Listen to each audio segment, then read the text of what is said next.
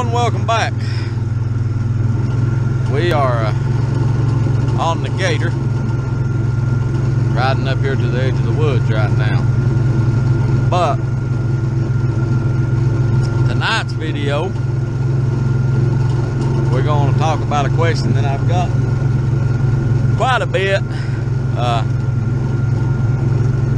It's a question that I get a lot, actually, both in my off-farm job and on YouTube. And I hope it sounds good, but I've got you guys mounted to the Gator here. But I'll get up here and get stopped now. Start on what I want to talk about. I do love this time of year. It's my favorite time of year. We'll be deer hunting in a couple of weeks here, which is always a good thing. But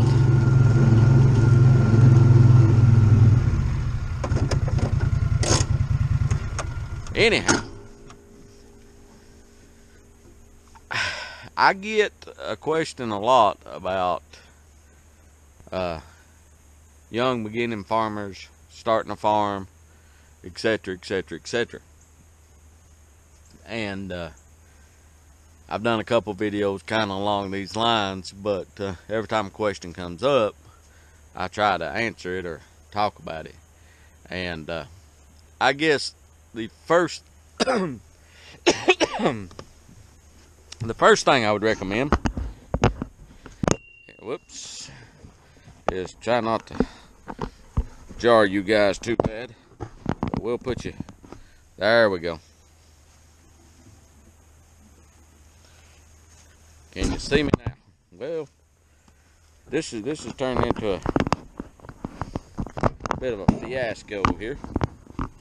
I am not a professional cameraman by no means. Okay, so you want to start a new farm, or you want to start farming, or you want to go back to the family farm.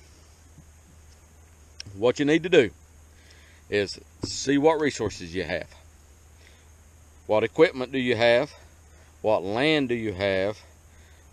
What kind of financing do you have? What labor resources you have? And once you kind of get an idea on that, then you've got to make a couple more decisions. And I'm trying to get you guys where you can see me. I don't know where you can see me or not. Anyhow, let's go back around the other side. All right, so you look at your resources. What do you got? Then you've got to decide what's your experience. What do you know as far as growing? You know, have you grown a crop, a commercial crop in the past? Have you done this? Have you done that? And then you got to determine what you want to put into it. You know, do I want to do it full-time? Do I want to do it part-time? What do you want to get out of it? Do you want it to be your full-time income? You want it to be supplemental income? What are you looking at? Once you kind of analyze what you have and what inputs and outputs you're looking for, then you start looking at, okay, what crops do I want to grow? What grows well in my area? Where am I going to sell those crops? Who am I going to sell those crops to? Where am I going to get the labor to harvest these crops or maintain these crops? You know, where am I going to get the capital to put these crops in the field and get them out of the field? Do I have storage capabilities? You know, that kind of thing. Once you get all that figured out, and you know, you think you can do this, this, and this, that first year, cut it in half. I think I can grow 5 acres of vegetables, grow 2.5. And you've got to, there's a lot of resources out there. You got your land grant universities in every state, your extension programs, your FSA offices, you've got government entities, you've got departments of ag, you've got all those folks you can lean on and get some information. That information is good information, but it's a starting point. What you do with that, you take that, and then you take your situation and you blend it together. Okay? You will have people tell you you need to do this, do that, do that. This is how you need to do it. This is what you want to grow. Avoid those people. Okay? What do you want to do? How do you want to do it? Where do you want to sell it? What do you want to get out of it? A lot of times, some of the worst farmers are good marketers. They do fine. Some of the best farmers I know are lousy marketers. So they usually do fine too. They just grow crops. They don't have to market so much. Are you looking at growing vegetables, selling them on the tailgate market, where you take a day or 2 days out of the week out of the field and you spend interfacing with the consumer? Or do you rather grow 25 acres of corn, soybeans, or cotton, or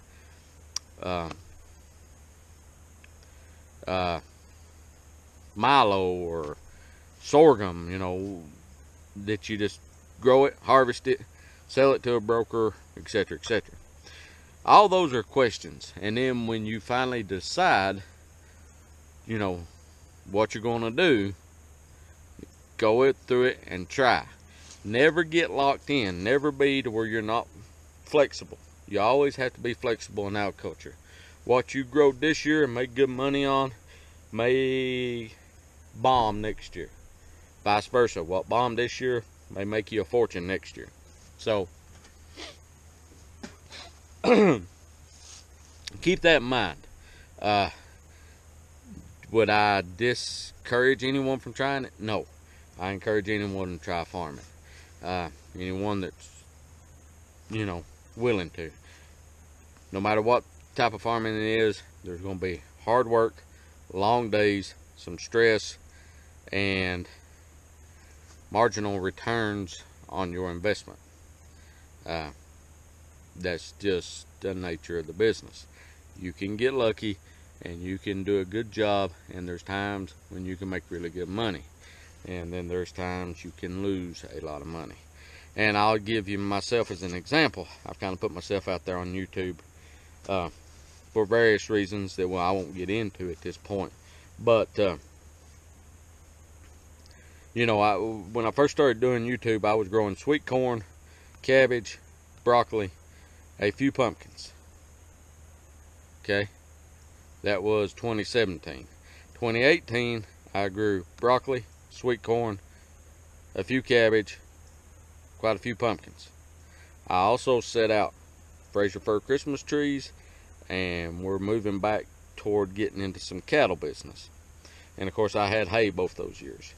So I got something else that may be coming. It depends. We'll see how that works out. There's something a little different for us, but it may be something we're into. But I'm always changing. I'm always adapting. Next year, what I grow may be different than what I grew this past year. The sweet corn did okay. The broccoli, I lost my shirt on. The pumpkins, done okay on. So last year, 2017, cabbage, done good on cabbage, except the price was low. Sweet corn was marginal. So, you know, the pumpkins, marginal, didn't have that many. But it's always a changing, moving target, and you gotta be flexible to do it. I've rambled on here for nearly 10 minutes. I hope folks asking these questions, I want you to ask these questions. I enjoy this. I hope that answers some of them. Take your time, baby steps, put some thought into it, and go from there. If you like what we're doing, please subscribe to us. Thank you for watching. I appreciate it. If you have subscribed, we thank you. See a video you like, let us know, comment, ask a question, let us know what you think about it. And until next time, take care of yourself. Good night.